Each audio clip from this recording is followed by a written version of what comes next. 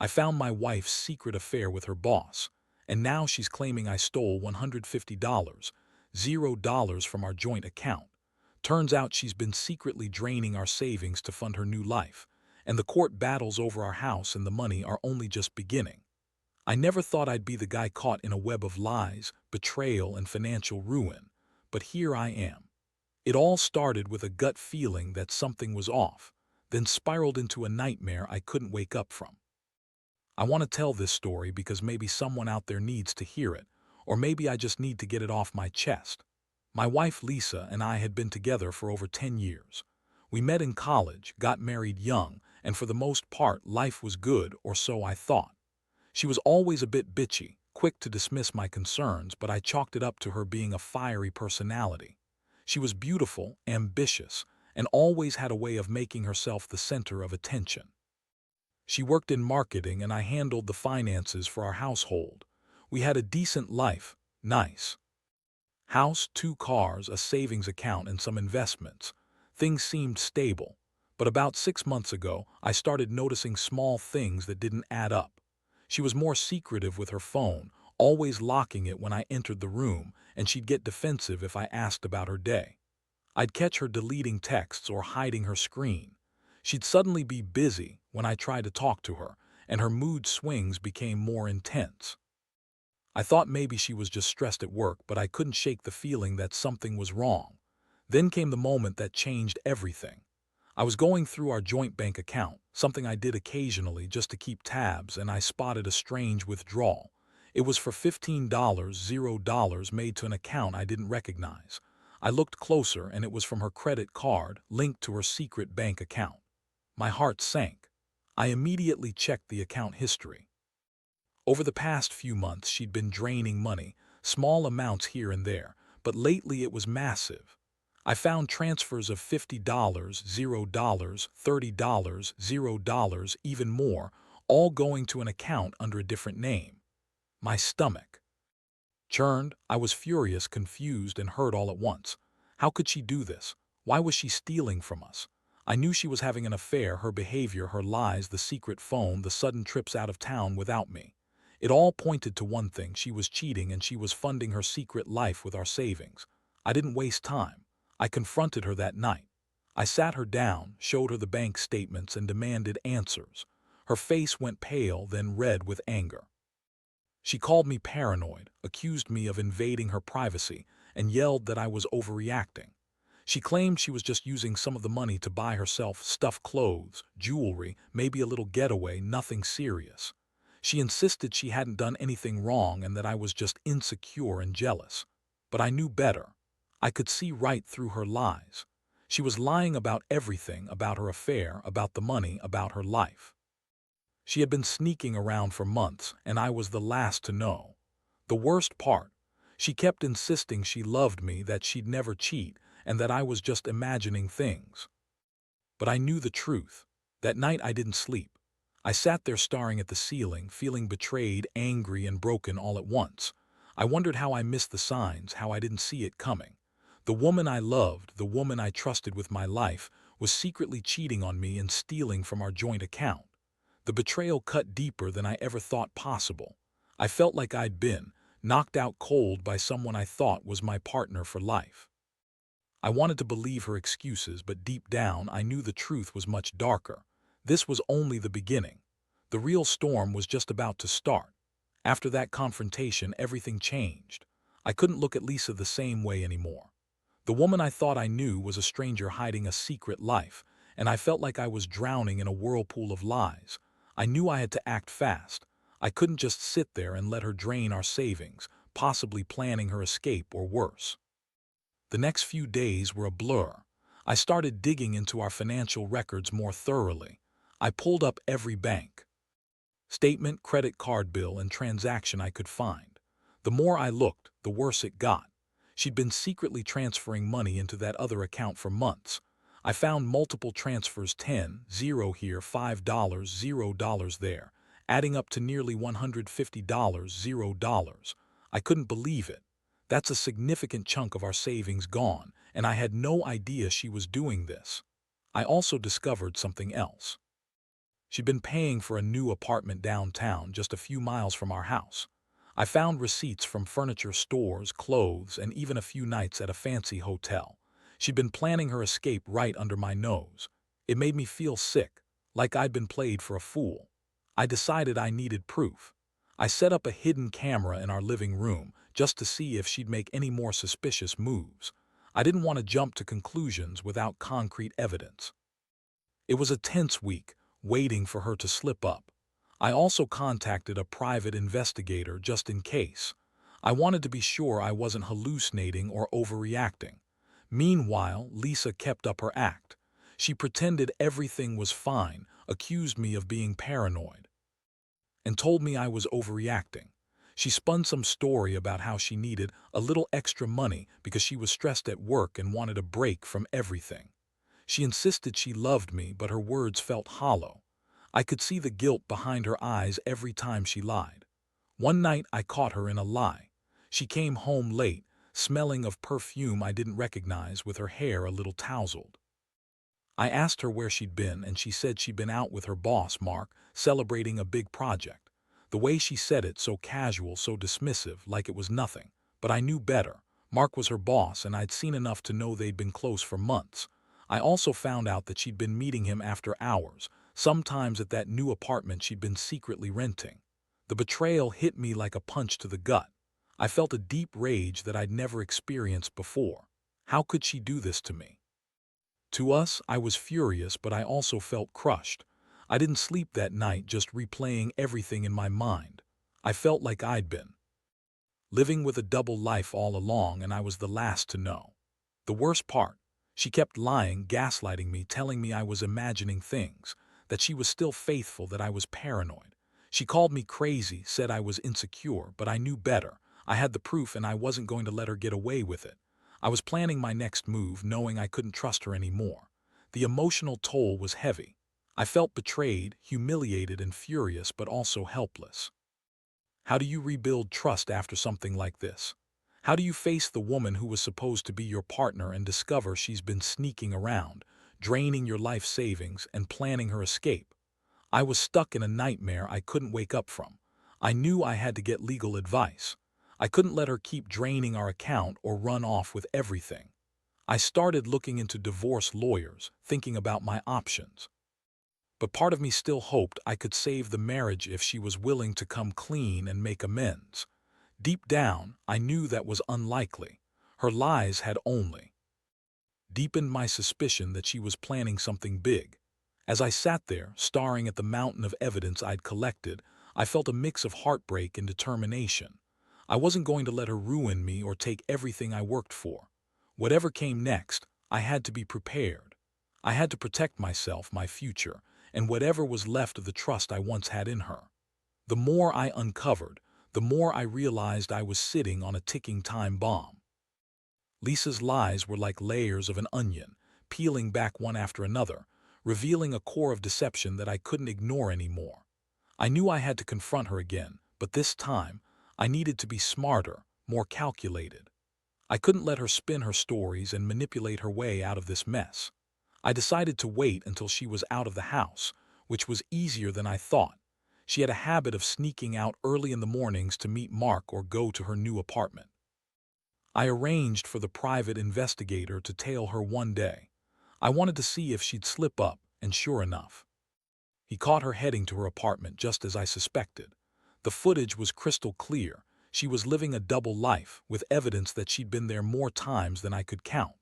With this proof, I prepared myself for the inevitable showdown. I wasn't going to just accuse her blindly. I wanted her to admit everything on her own. I left her a note that day, saying I knew about her affair, the draining of our account, and her plans to leave. I told her she needed to come clean or I'd take legal action. I didn't want to be the villain, but I was done playing nice. When she came home that evening, her face was a mask of defiance. She tried to deny everything at first, saying I was crazy, jealous, and paranoid. She accused me of invading her privacy and being unreasonable. But I pulled out the evidence, screenshots of the bank transfers, the receipts, the footage from the pie. Her face went pale, then red with rage. She tried to lie her way out of it, claiming she was only borrowing money, that it was for some investment, or that she'd been planning to tell me all along but hadn't found the right moment. I wasn't buying it. I told her I knew she'd been planning to leave, that she'd been draining our savings to fund her new life, and that I wasn't going to let her get away with it. I told her I was going to lawyer up, file for divorce, and pursue a financial settlement that accounted for her theft. Her reaction was a mix of anger and tears. She called me crazy, said I was accusing her of everything, and that she loved me but needed her space. That night I sat alone, feeling the weight of everything crashing down on me. The woman I'd loved, the woman I'd trusted, she was gone, replaced by someone who had been lying, cheating, and stealing from me for months. I felt betrayed on a level I'd never experienced before. I wondered how I could have missed the signs, how I'd been so blind to her deception. But I also knew I had to protect myself now. I couldn't let her continue to drain our bank account or ruin what was left of my life. The following day, I met with a lawyer. We discussed my options and I started the process of filing for divorce. I wanted her out of my life and I wanted to recover what she'd taken. I also planned to go after her for the money she stole, at least some of it. I knew it wouldn't be easy, especially since she was claiming I'd stolen money myself, trying to turn things around on me. That was classic Lisa. She'd always twist things to her advantage, even now. Throughout all this, I felt a mix of relief and dread. Relief that I finally had proof, and dread over what was to come. I knew the legal battle would be long and ugly. She was bitchy, manipulative, and she knew how to play the victim. I had to stay strong, keep my evidence tight, and prepare for the worst. The emotional toll was heavy. I'd loved her, trusted her, and now I was faced with the reality that she'd been planning her escape while I was left picking up the pieces. I felt humiliated, angry, and deeply betrayed. But I also knew that I had to take control of the situation. I couldn't let her ruin me completely. I had to fight for what was mine, for my dignity, my money, and my future. This was just the beginning of the legal fight, and I knew it would only get uglier from here. But I was determined not to let her win. Not this time. Whatever it took, I'd fight to get back what she stole and to rebuild my life. The days that followed were a whirlwind of meetings, legal calls, and endless nights of trying to process everything. Lisa's accusations about me stealing money started to surface, and I knew I had to be prepared to defend myself. She was good at spinning narratives, twisting facts, and making herself look like the victim. That bitch was a master manipulator, and I had to stay one step ahead. I gathered all my financial documents, bank statements, and proof of my innocence. I even hired a forensic accountant to dig deeper into our accounts. Turns out, she'd been funneling money into that secret apartment for months, paying for furniture, decor, and nights out, everything she needed to set up her new life. The real shock came when I discovered she'd also been paying Mark's mortgage and his credit card bills. She was funding her affair with our money, and she didn't even try to hide it anymore. I also found out she'd been taking out loans in my name, something I never agreed to. She forged my signature on papers, and now she was trying to claim I was trying to steal from her. I couldn't believe how deep her lies went. It was like she was trying to destroy me, all while pretending to be the innocent victim. I had enough evidence to prove she was the one draining our account, not me. Meanwhile, Lisa's attitude was getting bitchier by the day. She'd yell, scream, and accuse me of everything under the sun. She called me paranoid, jealous, and crazy, even though she knew she was the one cheating and stealing. She kept insisting she loved me, but her actions told a different story. The more she lied, the more I saw through her. I started recording our conversations, just in case I needed it in court, because I knew she'd try to gaslight her way out of this mess. One night she came home after a supposed business trip, smelling like perfume I didn't recognize. She claimed she'd been out with her boss, Mark, celebrating a successful project. I looked her in the eyes and asked if there was more to it. She snapped back, saying I was crazy for suspecting anything. But I already knew the truth. I'd seen the receipts, the texts, the footage. She was living her secret life, and she was hell-bent on convincing everyone she was innocent. I decided I needed to confront her again, but this time with everything laid out on the table. I told her I had proof she'd been lying, cheating, and stealing. I warned her that I was going to expose her in court, and I was planning to fight for our house, our savings, and the money she'd stolen. Her reaction was classic. She threw a tantrum, calling me crazy, abusive, and controlling. She said she'd never do anything to hurt me, but her words rang hollow. I could see her desperation, the way her eyes darted around, trying to come up with a way out. I felt a mixture of anger and pity. Anger because she'd betrayed everything we had, and pity because I realized she was beyond saving. She burned her bridges, and I was the one left to pick up the shattered pieces. I knew I couldn't trust her anymore. My mind was made up.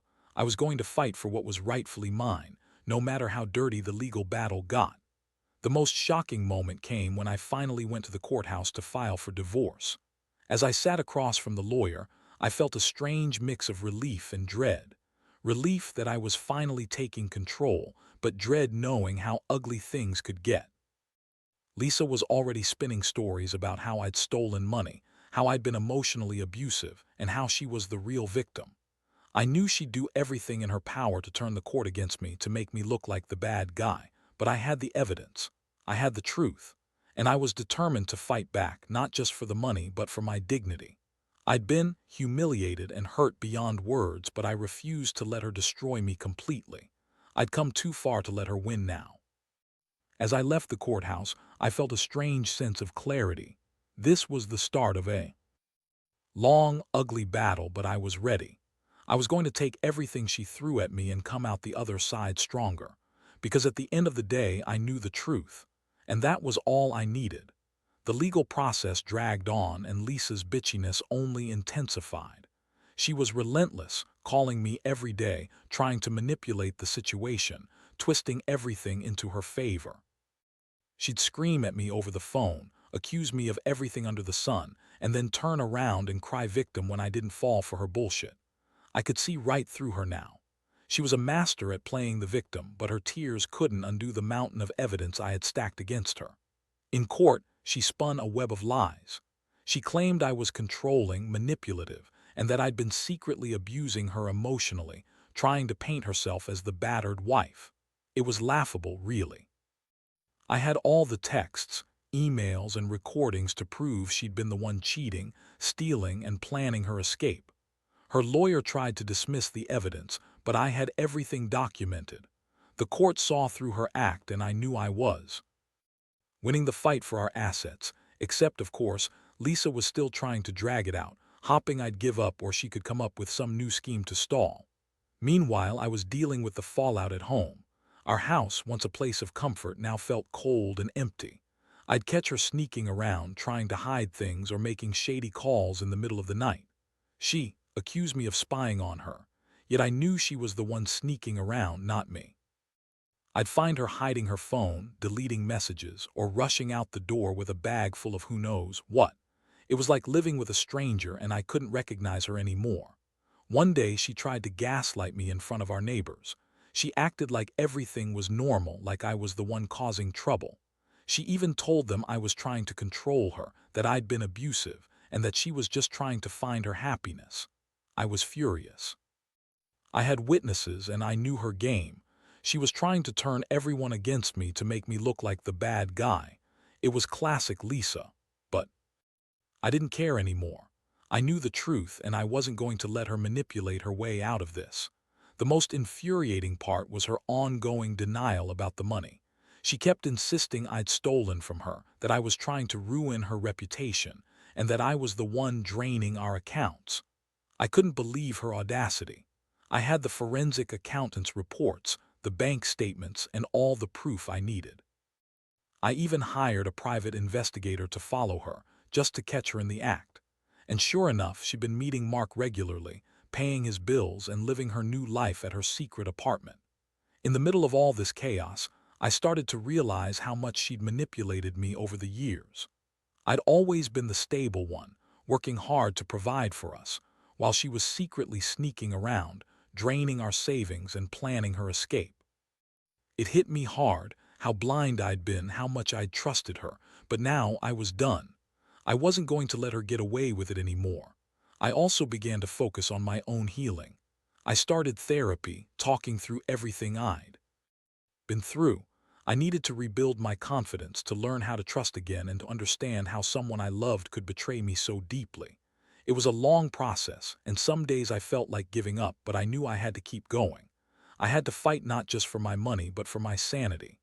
The final blow came when she filed a counterclaim trying to accuse me of abuse and theft. She even claimed I was violent. Another lie.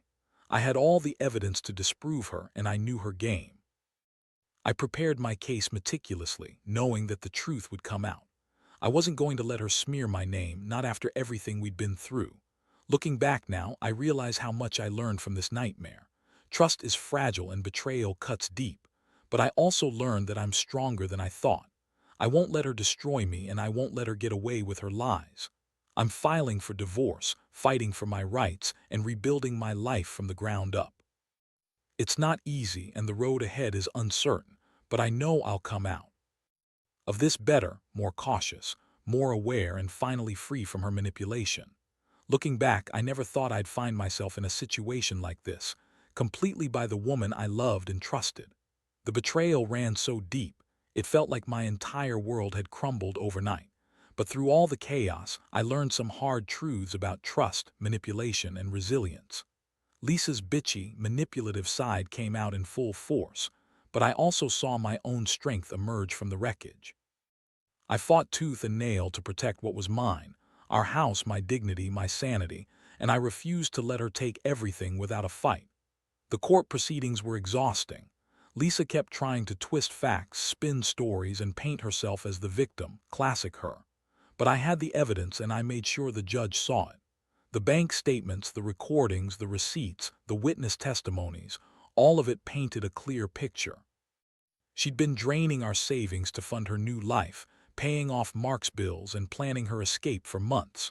The court didn't buy her lies, and I was awarded the majority of the assets, though the process took longer than I wanted. One thing I realized through this ordeal is how crucial it is to be vigilant in your own life. Never assume someone's loyalty just because they say they love you. People can hide their true selves behind a pretty face or a convincing lie.